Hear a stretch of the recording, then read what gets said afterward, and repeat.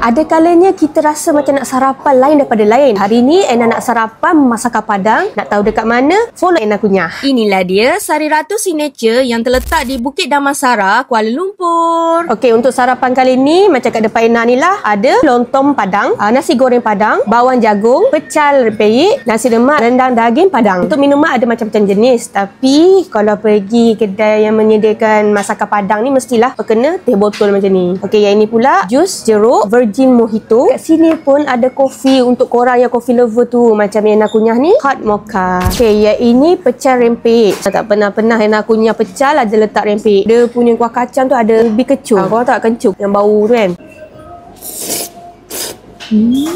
Wih, sedap. Dia punya rasa kuah pecah dia tu memang sedap. Dia ada pedas dia, aroma kecoh tu ada. Manis tu ada tapi manis yang tak over. Sedap.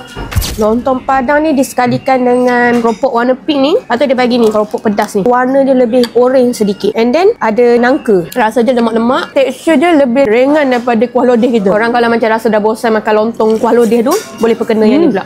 Selain daripada tu, korang boleh kunyah bakwan jagung. Bagi sekali dengan dia punya macam kuah pecal. And then nasi lemak. Yang ni nasi lemak rendang daging Padang. Jadi kerisik ni. Dekat sini bukan ada sarapan je tau. Untuk makan tengah hari pun ada. Macam ni kat sini ada nasi Padang. Macam-macam ada. Memang marah weh.